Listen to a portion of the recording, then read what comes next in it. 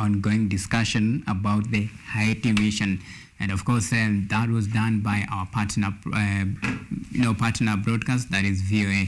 And of course, helping me to divert into this particular discussion is Byron Adera, and he's already here in the house. Thank you so much for making time. Welcome, Mr. Auma, and thank you so much for hosting me on this nice station, KUTV. Right.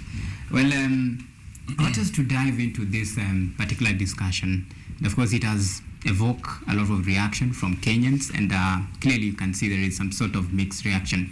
So what is your take on this, Kenya and the Haiti mission? Well, the sample that we've pretty much listened to, and the concerns and the opinions that are shared in by Kenyans, taking that sample as a representative feeling of the general populace. It's interesting, and ideally in every situation you'd expect divergent views and opinions, and I would say for that matter that's expected, and it's all valid concerns. Right. Remember the National Police Service individuals, the ladies and gentlemen that are serving within the service itself, from families, and so first of all they are citizens of the Republic of Kenya. Okay. And the unifying factor is the President of the Republic of Kenya, and that is Dr. William Samoei Ruto. And when he goes out there, he carries the burdens and the aspirations, the dreams of each and every individual that's resident within the territorial borders of the Republic of Kenya. But then we are also alive to the fact that Kenya is not an island. It's the country Kenya is not alone in the global space. So what we are being greeted with right about now is the president has gone out there in the expeditions and he's seen a problem that's existing worlds away, and he's saying, can we stick our neck out? And that's why you're seeing these reactions. When you go to elections, we elect a figurehead, so to speak, and that's rightfully now the president. All right. So the aspirations of a country are such that each and every individual that either exercise their right to vote or not to vote are represented by the unifying factor, the unifying figure. Right. But then you'd expect even those who agreed through the ballot and those who disagreed as well, the aspirations are carried, and of course even their opinions. Okay. That said, this is to be expected in terms of people's divergent views and opinions, and they are all valid from several perspectives.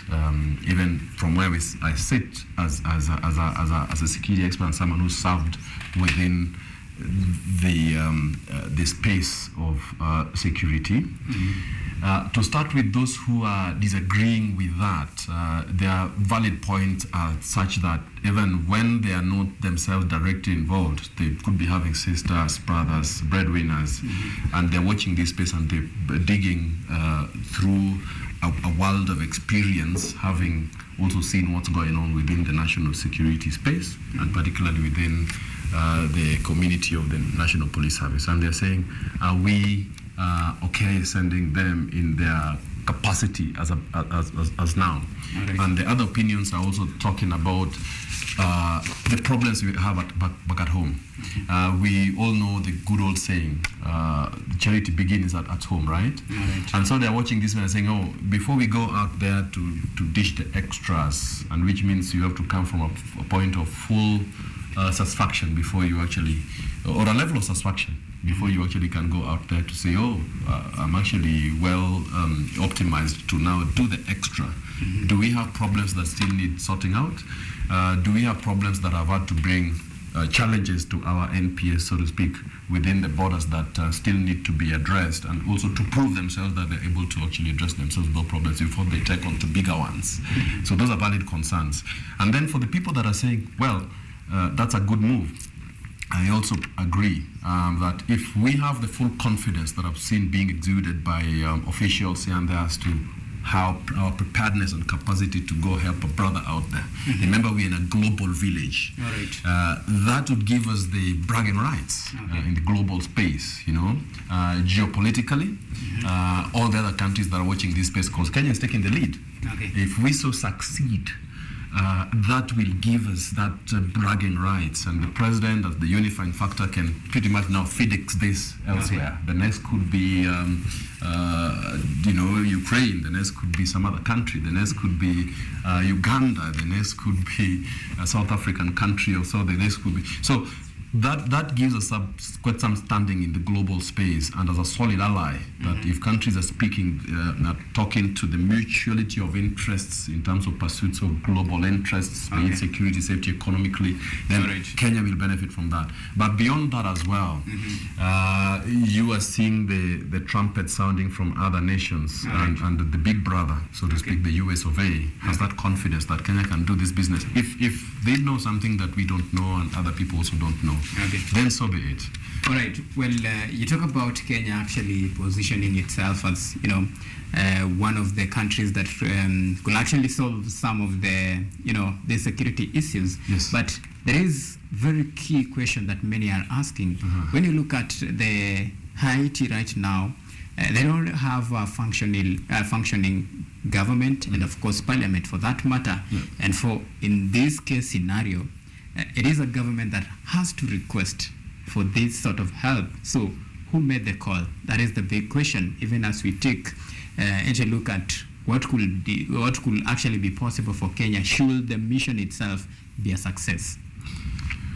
Well, we've seen banana republics, and as I said, we're in a global village, and anything that happens half a world away could as well affect you and I.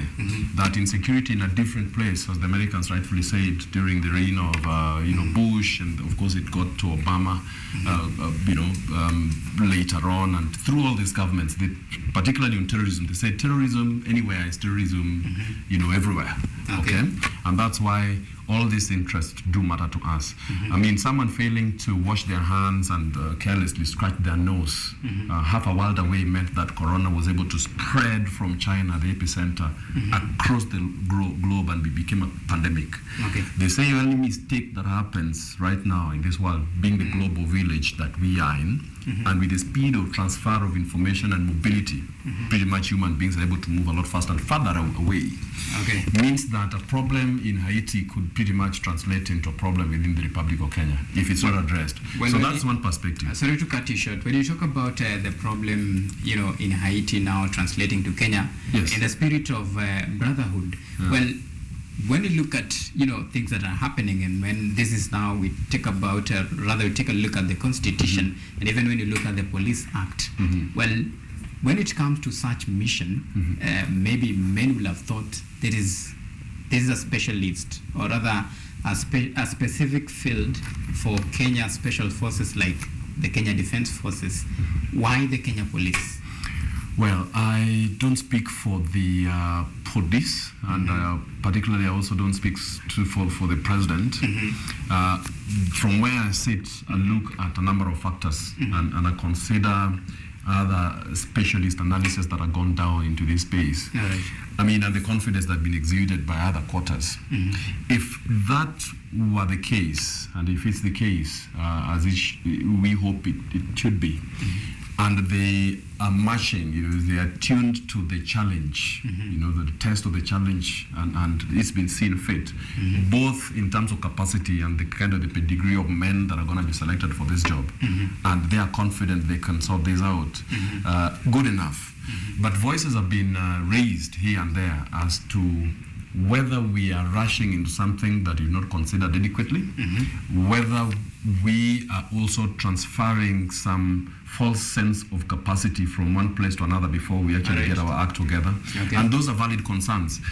People have raised questions around our thoroughness in understanding exactly what's going on. So you just talked about the lawlessness that's going on there, the gangs that are sprouted, especially after the assassination of the then president, and the fact that there's a lot of chaos that's reigning in Haiti.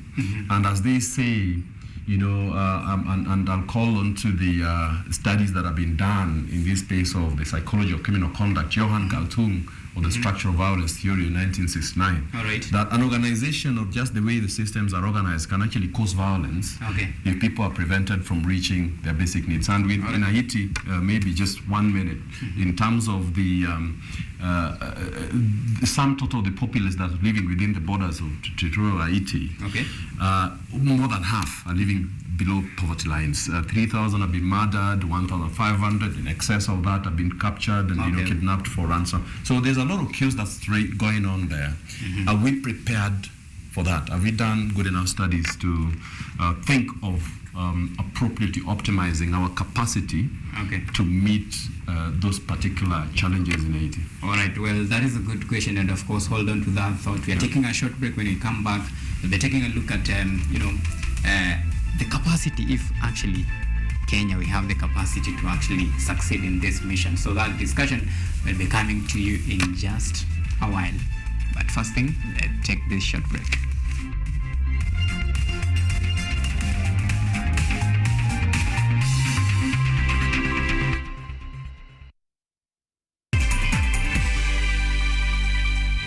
Lola is an app that gives you a chance to watch videos, listen to audios, and read articles wherever you are for free.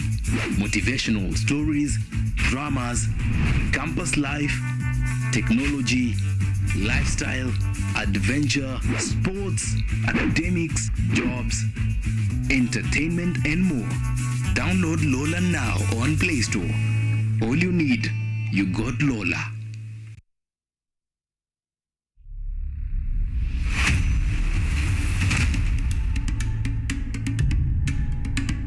Kipindi hewani ni mitindo ya kipwani. Kama ilivyo kipindi hiki kinahusu nyimbo za taarab, chakacha, midwara, midundiko, bila kusahau mapishi. Ambao ndio uti wa mgongo wa pwani ya Afrika Mashariki. Jamani, swahibu zangu mliopo maskani, hatuonani wenzangu, najua mwanitamani. Hapa KUTV, nahoda mwendesha chombo cha baharini, yani ua linalunukia na kuvutia waridi tamu.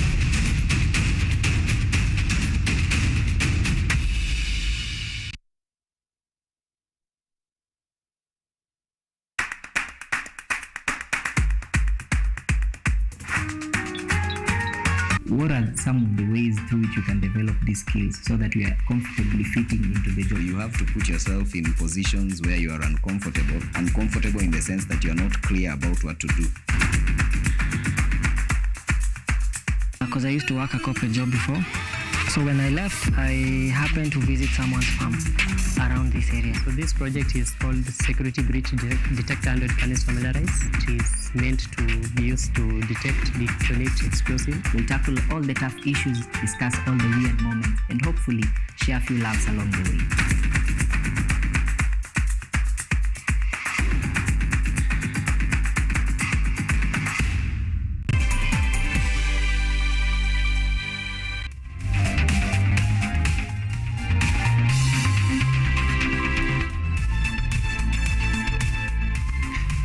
Welcome back, and thank you for keeping it Primetime News. Now the discussion continues here, and of course we were talking about the nitty-gritty, the Kenya. When we talk about the capacity of Kenya to actually succeed in a nation that many would probably consider to be a failed state. Do you think Kenya can actually succeed in this when you take into consideration a lot of factors? When you look at the capital city, it is reported that at least 80% controls that one. And we have issues to do with the language barrier, some of the things that our soldiers, or rather our police officers, will still have to deal with that in a very different and unfamiliar terrain. Well, Mr. Auma, what you've spoken to are very interesting factors, and it's an interesting question and concern as well. If you go into the rigmarole of addressing yourself to the considerations that you need to actually have at your fingertips before you actually commit to, let's say, war, what we call a battle area evaluation. It contains all these things. So you do what we call combat estimates in the army. It's a very thoroughly done, meticulously done process. It takes quite some time. It takes quite some and your surgical analysis of a lot of playing, variables and factors at play, up and including what we just talked about in terms of language. So all these things are considered, because at the end of the day, it's not just you going out to push the muzzle of the gun, but you also need as well, and this is where the language also comes in, to win the hearts and minds of the people themselves, so that you encourage buy-in. War is not just a physical, physically manifested stuff. It's also emotional. All these things come into play, and psychologically as well, because the aspirations of the people that you're also going to say, hey, here's a cake because someone took it away. You need to connect with them, and you need to actually address yourself to their hopes and aspirations. And so language is important. The other bits that also come into consideration are, the things that you just mentioned, so that when you go in, you have the full picture. Let me summarize it as that. That takes time. That takes quite some deep analysis of all these playing variables, and to a point where it's got to be known by not just the bosses at the top and the few individuals at the top, but everybody that are going to take part on the operational matters at the bottom. So the tactical end, we call it thoroughness in situational awareness by everybody. So the tactical situations are known by everybody, the strategic situations and the intents are known by everybody. My concerns are, from where I sit, at what I see, it could be a rushed process that we have not considered that. Because, from where we sit, we also have, and I'm sure you do have, the police that are doing a very good job in terms of providing public safety for this country. Right. Are our sisters, brothers, and we are related to people here and then. You got friends, I got really, really good friends.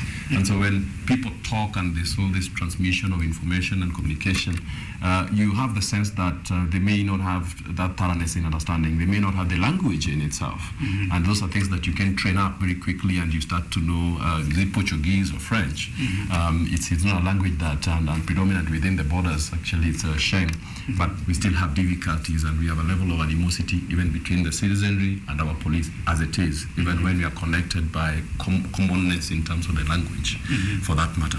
But FedEx that have a world away, and all of a sudden you're in this country that's lawless, as you're calling it, and beyond that, there's a president that has just been butchered, assassinated, and so there's a level of shored up confidence on the part of those faceless individuals that did commit to that. And killing a president is not just child play. Right. And so with what Magaji, the algebra of aggression in 1982, did talk about the habit strength factor. So the habit strength of those learned experience that have bolstered someone's behavior because they've not seen it, the punishment has not been addressed. So they're feeling a bit bolder, for that matter. So then you have individuals who go into that space and they are dropping in with some incapacity that we are talking about here, even just the matters of terrain considerations, that you don't know this and that.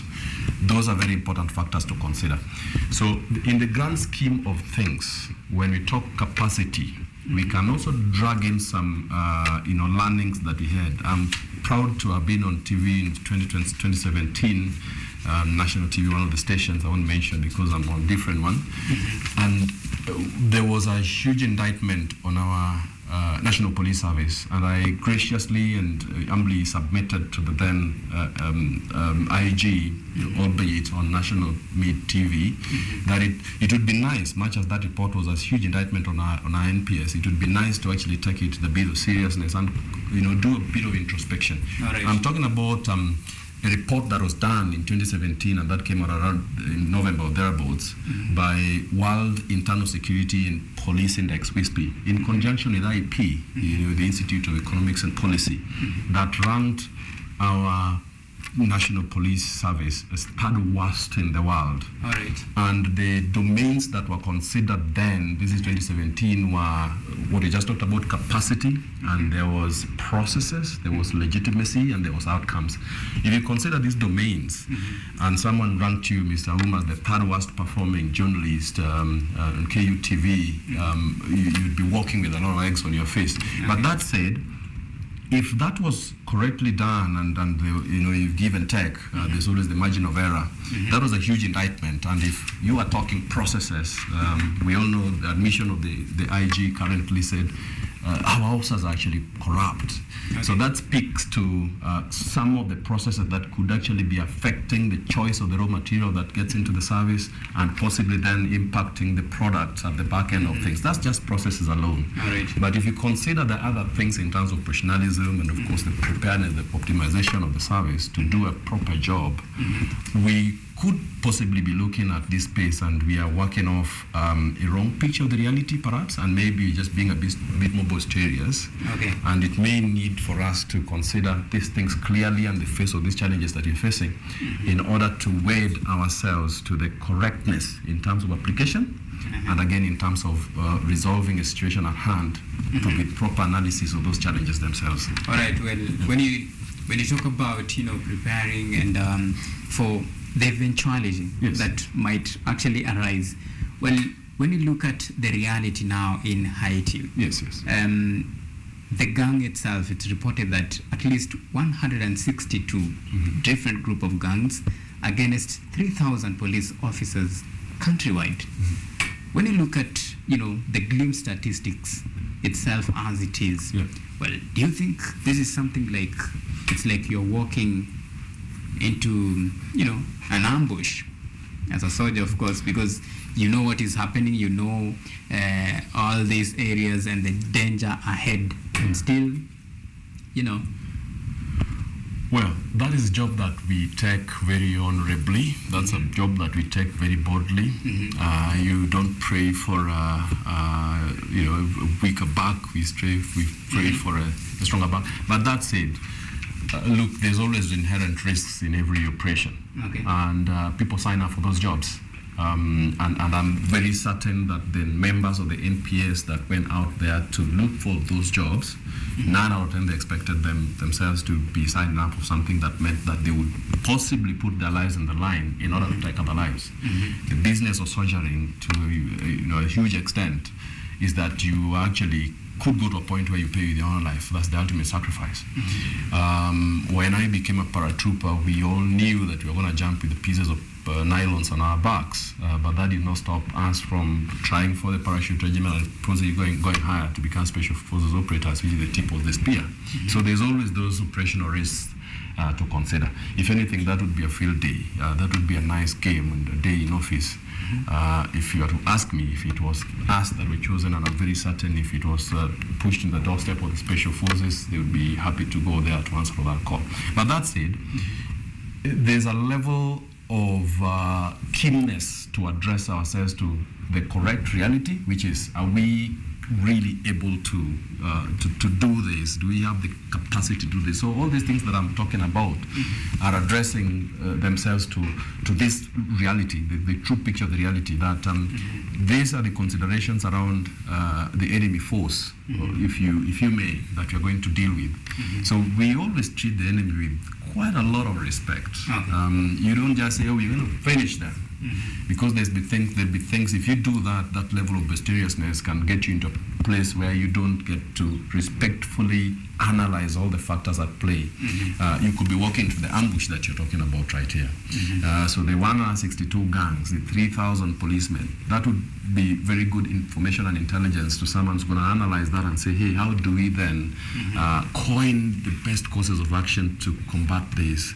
How do we turn the populace against these people? How do we encourage a full buy-in? And if you went back to the lessons in the mountain of research findings, so Joan Deltums of this world, the Magages of this world, the Robert Martins of this world, the theories of deviations in terms of just behavior, and what could cause people to provide that fodder to be recruited among the gangs. So you'd want to mop out those, and drain the wells of the people that would still look at those, criminals and say, oh wow, they could actually be having a field day, so why not join the ranks? So what we're trying to say here is, and in a nutshell, is that answering to a call of duty like that is one thing, but it's a different ballgame altogether. Going into it completely, blindfolded. So, knowledge dispels fear. Okay. So thoroughness in getting to know exactly what you're dealing with is really, really important. Of course, addressing ourselves the big picture, what's in it for us, All right. and what's in it for them as the brothers that we are trying to hold their hands. All right. Well, thank you so much because of time. We'll leave it at this point. Thank you so much. That was Byron Adera, the ex-Kenya Special Forces officer and security expert. Your time is all appreciated. Thank you so much. You're welcome. All right. Well, now